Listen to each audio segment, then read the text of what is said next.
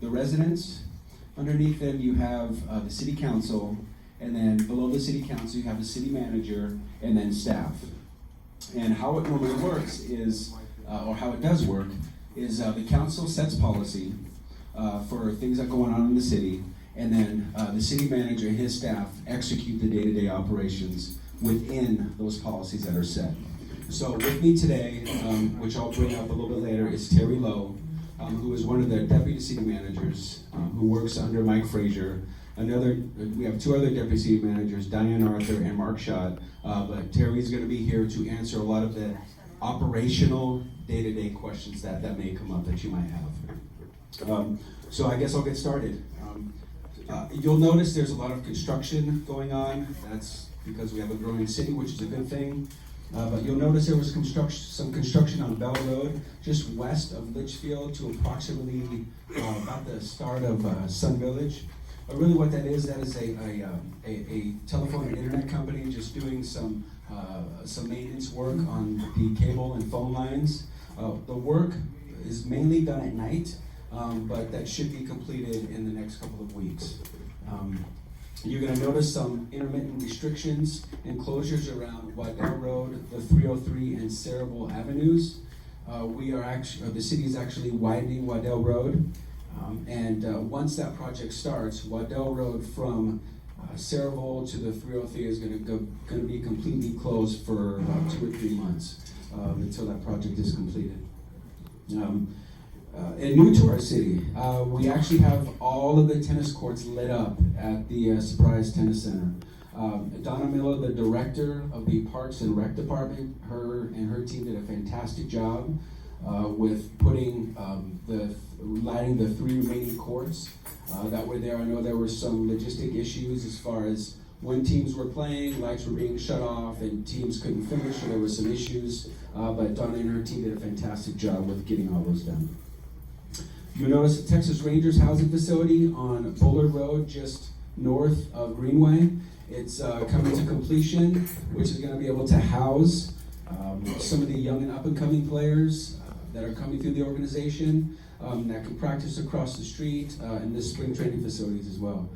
And there's a little secret: the Kansas City Royals were considering doing the very same thing, but that's to be determined. Another thing I'm very excited about is the Ottawa University dorms are coming along nicely. The Odell Center, which is that big athletic center, and the Student Union is all 3 of those are slated to be completed over the next couple of months. Which is going to be very exciting. And the partnership that the city has with Ottawa University is extremely strong. Manager of the Economic Development Department, Mike Hoover, as well as Janine Yurkovich, have been working on that for many years. So again, they've really helped the city and Ottawa really build that strong bond which we're building on. In fact, I had a meeting with Brian Sandusky, the Chief Enrollment Officer of Ottawa University yesterday, and he said they are anticipating about 800 students this year, this is their 3rd year of operation. He says they are just growing exponentially. They're really getting out, and he says what's really helping them getting students in and getting enrollment up is the partnership that they are building with the City of Surprise. So again, we're very excited about that. So local businesses that have come in that are going to be doing some ribbon cuttings. Sika Packaging, they actually do residential and industrial. They're a manufacturer of residential and construction packaging. They will be hosting a ribbon cutting here in September. They brought in 65 jobs, so again, very important to get economic development, which is really the engine to help future growth here. Trimaco is another company that's going to be doing a ribbon cutting in the next couple of weeks. They're a heavy-duty surface manufacturer, so flooring, taping, and films is what they manufacture here. And as far as on a public safety perspective, we have Fire Station 304. They're going to be doing a groundbreaking on just north of the city on 163rd Avenue. It's going to be an 18,000 square foot firehouse with 5 bays in it, which is the largest firehouse in Surprise. And Terry, is it the largest one in Arizona as well? Do you know? Okay, so it's big, and it's they're gonna, with a lot of development going on up there, they need that firehouse, so they're gonna be breaking ground, I think, not this Monday, but the following Monday. There's also gonna be another firehouse. They're not doing a groundbreaking, but I just wanted to make you aware. It's gonna be Fire Station 308. It's gonna be near the Public Works Building on the southeast corner of Cactus and Litchfield Road. From a sports and entertainment perspective, the West Valley Country Music Association, in conjunction with Chef Peter's Bistro here, they're having a, which is really cool, a monthly open mic, which is going to be happening at 2 p.m. on the second Tuesday of each month, with the first one on September 8th. So be sure to come and check that out. Major League Baseball has released the 2020 spring training schedule. The first game is going to start the 22nd of February at the Surprise Stadium, and individual tickets will go on sale on the 16th of November. Sundays in the Park are back. They begin on the 15th of September, so live music, food, and drinks. If you head over to Mark Coronado Field, which was the former 8 acres, the big grass area over here, it's going to be from 4 to 8 p.m. starting on Sunday, starting on the 15th. Fiesta Grande, the 6th annual Fiesta Grande will be here October 12th from 5 to 10. As you can see here, it's a Hispanic-oriented culture festival. It's going to have food and live drinks and dancing, which is going to be located at the Villanueva Center in the Old Town site. And another very important thing I wanted to mention is the annual Veterans Day Parade, which is going to be on the 11th. The city is accepting entries to be a part of the parade. But another thing that's happening that day that I don't believe is on here is that's the same day that the Veterans Reflection Circle is going to be opening up. That is in memory of Brian Mancini, who was a first-class sergeant who served 2 tours in Baghdad and Iraq. That was made in memory of him. He founded Honor House back in 2012 to help soldiers suffering with PTSD.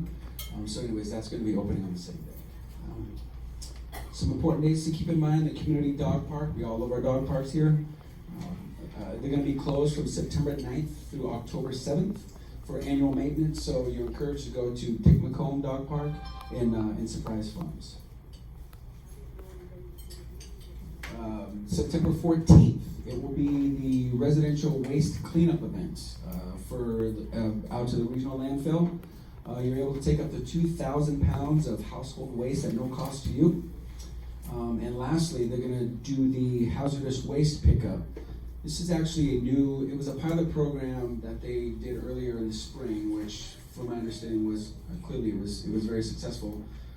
They normally had it where residents could go and drop off like hazardous waste, like dried paint that sits in your garage that's dried and you can't use anymore. So you would go and drop it off over on Foxfire Road.